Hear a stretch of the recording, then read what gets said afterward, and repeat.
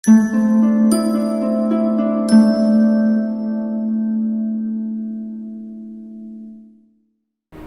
मैं शिवानी शर्मा, आप देख रहे हैं सिटी वेब न्यूज। आज हम आपको दिखाएंगे एक बड़ी खबर। सहारनपुर पुलिस को क्यों करनी पड़ी फायरिंग। मामला है थाना कोतवाली का, जहां ऐसे हालात बन गए कि पुलिस को फायरिंग करनी पड़ी। पूरा मामला क्या था, सुनिए खुद एसपी सिटी विनीत भटनागर की जुबानी।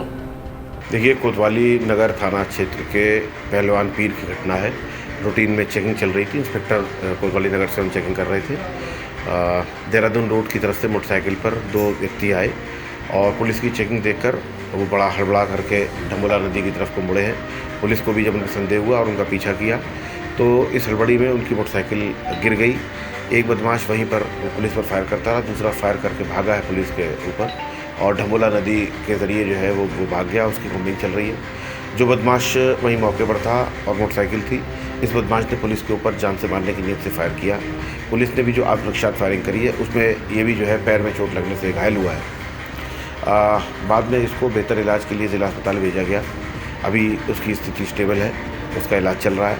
इसके बारे में जो जानकारी करी गई तो ये अलीम सन ऑफ सलीम नाम का एक हार्डन क्रिमिनल है, जो कि हमारे यहाँ से वांछित भी चल रहा था। हमारे ज़िले में 15,000 रुपये का ये इसके परिणाम है और एक गैंगस्टर जैसे गंभीर अभियोगों में ये वांछित था। रहने वाला ये बादराबाद जनपद हरिद्वार का रहने वाला है। वहाँ पर भी इसमें तमाम मुकदमे और वांछित चल रहा है। इसके पास से एक तमंचा, कुछ कारतूस और ये मोटरसाइकिल बरामद हुई है। मोटरसाइकिल के वेयरअबाउट्स के बारे में जानकारी की जा रही है और इसकी और क्रिमिनल हिस्ट्री की जानकारी करी जा रही है। विवेचना से अन्य तथ्यों का उद्घाटन होगा। कोरोना महामारी के दौरान परेशान हुए अन्नदाता, समाधान न मिलने पर जिला कार्यालय पर धरना देने की कही बात। विनय कुमार, प्रदेश उपाध्यक्ष, भारतीय किसान यूनियन। डीएम साहब से आए थे मिलन। जिले में देखो सरकार है, कोरोना जब से आया 2.5 महीने हो गए और इस देश के प्रधानमंत्री, इस प्रदेश के मुख्यमंत्री, वित्त मंत्री, प्रदेश के सारे चिल्ला रहे किसान किसान का नाम ले रहे, लेकिन धरातल पर हमें आज तक ये पता नहीं लगा भाई किसान को कौन सी राहत दी गई और कहाँ है। जनपद में जितनी सरकारी ऋण समिति है उनसे किसी किसान को कोई खाद उधार नहीं मिल पा रहा। नई ऋण सीमा नहीं बन पा रही जो सरकार कह रही है किसान को 50,000 का ऋण दिया जाएगा। किसी को किसान को नए सदस्य नहीं बनाकर न उन्हें ऋण दिया गया, न उन्हें उधार खाद दिया जाएगा, नगद दिया जाएगा। दूसरा गन्ने का जो हमने डाला सारा भुगतान रुका पड़ा। आखिर किसान कहाँ से लावे।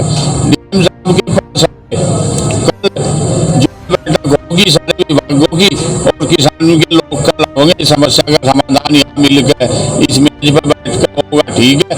नहीं तो किसान ने तय कर लिया हम तो अपनी दरी लेकर अपनी भट्टी लेकर अपना डीएम साहब का ही बैठेंगे, अपना ही काम चलेगा। आश्वासन दिया कुछ? आश्वासन कल तो बैठक बुला ली सारे अधिकारी सरकारी समितियों के, गन्ने विभाग के, और ये कल बुला ली तो हमने सामने बैठ कर बात होगी कल ही।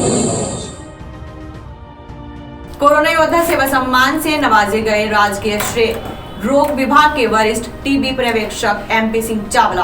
कोरोना के मरीजों को ढूंढने का, संदिग्धों को ढूंढने के लिए घर घर जाकर जो मैं कार्य कर रहा था अपनी टीम के साथ, तो मेयर साहब ने आज भी कोरोना योद्धा के रूप में सम्मानित किया है। मैं नगर निगम का, मेयर साहब का हार्दिक आभार करता हूँ। सरकार के फैसले से नाखुश होकर डीएम कार्यालय पहुंचे आंगनवाड़ी कार्यकर्ता। आइए जानते हैं उनकी मांगे। जी, मेरा नाम रजनी राणा, मैं आंगनवाड़ी कर्मचारी उनकी जिला महामंत्री सहारनपुर। आज हमने ये ज्ञापन डीएम साहब को के माध्यम से माननीय मुख्यमंत्री महोदय जी को दिया है। वो इस विषय में दिया है क्योंकि आंगनवाड़ी कार्यकर्तियों की 62 साल उम्र होने पर सरकार उनको सेवा समाप्त कर रही है। रिटायरमेंट तो सरकारी कर्मचारी का किया जाता है, ये तो एक मानदेय पर निर्धारित है, तो सरकार 62 साल पे इनको रिटायर करने की बात कर रही है।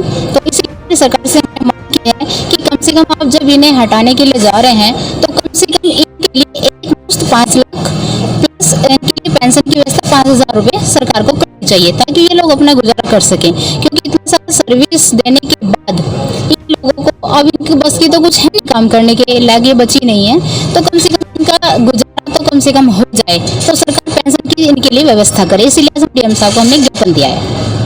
पूरी मतलब कि कोई 18 साल की एज में, कोई 25 में, 20 में लगा था और आज इस स्थिति में आ गया, इनका कोई करने वाला नहीं है। ये कहाँ जाएंगे, किससे भीख मांगेंगे, क्या सोचा इनके लिए, कुछ भी नहीं। क्योंकि आज ये बिल्कुल बेकार हो चुके हैं, काम कर करके सारी जवानी अपनी ख़त्म कर दी आंगनवाड़ी में। आज इनको सहारा कौन बनाएगा, कोई भी नहीं बनाएगा। हम सबका सहारा बनते थे, हमारा सहारा कौन बन रहा। हम बिल्कुल सड़क पे आने वाली स्थिति है, क्योंकि बहुत परेशान हो चुकी है। आज के टाइम में जो माँ बाप सही होते हैं उनको नहीं कोई दे रहा, सबके सामने स्थिति है। वृद्धाश्रम क्यों खुल रहा है जब बुढ़ापा को सहारा नहीं मिल रहा। आज हम अपने पैरों पे खड़े हुए अपना काम कर रहे, लेकिन कल क्या होएगा कोई भी नहीं हमें समझेगा। हम तो बिल्कुल बेकार हो चुके। रक्षक बने भक्षक, रखवाली करने वाले ने ही काट डाले पेट। क्या है पूरा मामला आपको बताएंगे, लेकिन उससे पहले अगर आपने हमारा चैनल सब्सक्राइब नहीं किया है तो सबसे पहले हमारे चैनल को सब्सक्राइब करें, ताकि आने वाली हर खबर सबसे पहले आप तक पहुंचे। ये मामला यमुना एक्शन प्लांट है इसका मलीपुर रोड पर। वहाँ पर नरेंद्र नाम का एक इंचार्ज है, जिसने वहाँ पे कम से कम 100 टन से ऊपर का जो है लोहा पाइप बेच दिया और वहाँ पे लगे पेड़ जो है कटवा कर बेच दिए। उसकी शिकायत नगर आयुक्त महोदय को जो है करी गई थी, लेकिन उस पर अब तक कोई कार्रवाई नहीं की गई। आज जिलाधिकारी महोदय को उसकी शिकायत की गई है कि उस पर कार्रवाई की जाए, उस पर जाँच बिठाई जाए कि वो इतना 100 सैकड़ों टन जो लोहा और जो पेड़ जो उसने काटे हैं वो किसके कहे पे काटे, किसके निर्देश पे काटे, इसकी जांच, ये जांच का विषय है। होटल एंड रेस्टोरेंट एसोसिएशन ने क्यों की केंद्रीय सरकार की गाइडलाइन फॉलो करने की अपील, आइए आपको दिखाते हैं। हम लोग आज hotel and restaurant association Saharanpur की तरफ से डीएम साहब को एक रिप्रेजेंटेशन दिया। हालांकि सबको पता है कि होटल रेस्टोरेंट जब से लॉकडाउन हुआ है तब से बंद पड़े हैं, तो सेंट्रल गवर्नमेंट की जो गाइडलाइंस आई 8 तारीख से होटल रेस्टोरेंट्स को खोलने की, तो इसलिए हम डीएम साहब के पास यहाँ पर आए कि यहाँ पर लोकल एडमिनिस्ट्रेशन की कोई गाइडलाइंस है कि नहीं। इसके अलावा जो 30 आदमी का मैरिज पार्टी का इशू था, उसके लिए हम लोग रिक्वेस्ट कर रहे थे जी, जैसे सेंट्रल गवर्नमेंट ने 50 आदमी का करा है तो सहारनपुर में भी 50 आदमी का किया जाए मैरिज पार्टी अलाउ। तो उसमें डीएम साहब ने कहा कि जो यूपी गवर्नमेंट की गाइडलाइंस है हम वही फॉलो अप कर सकते हैं।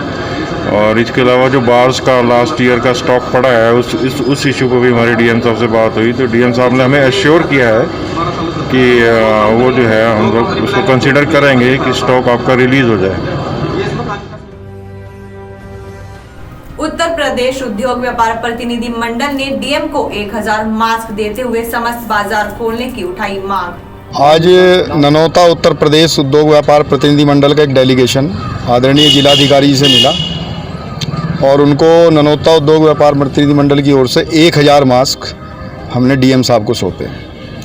5000 मास्क इसके पहले हम ननौता नगर में वितरित कर चुके हैं और लगभग 1500 से अधिक परिवारों को राशन किट वितरित कर चुके हैं। एक मांग हमने और डीएम साहब के सामने रखी है कि ननौता का बाज़ार परमानेंट पिछले 15 दिन से लगातार खुल रहा था। अभी 2 दिन से कुछ आदेश में फेरबदल हुआ था और दाएं बाएं का आदेश डीएम साहब द्वारा जारी किया गया था। एक उस आदेश को दोबारा से, जो पहले आदेश डीएम साहब ने किया था कि ननौता में दाएं बाएं की कोई व्यवस्था नहीं होगी, समस्त बाजार खुलेगा, उसके लिए अनुरोध किया, जिस पर डीएम साहब ने शाम तक पुलिस विभाग से चर्चा करने के बाद उस पर कार्रवाई करने का हमें आश्वासन दिया है कि कल से आपका ननौता का बाजार दोबारा से खोल दिया जाएगा। लेकिन उसके लिए हमें एक बार एसएसपी से बात करनी पड़ेगी। हमें पूर्ण विश्वास है कि डीएम साहब पहले की तरह से ही हमारी बात को सर्वोपरि रखते हुए हमारे इस आदेश को पारित करेंगे। जय हिंद, जय भारत। उम्मीद है आपको हमारी खबरों का बुलेटिन पसंद आया होगा। सहारनपुर के अपडेट के साथ बने रहने के लिए जुड़े रहे सिटी वेब न्यूज के साथ।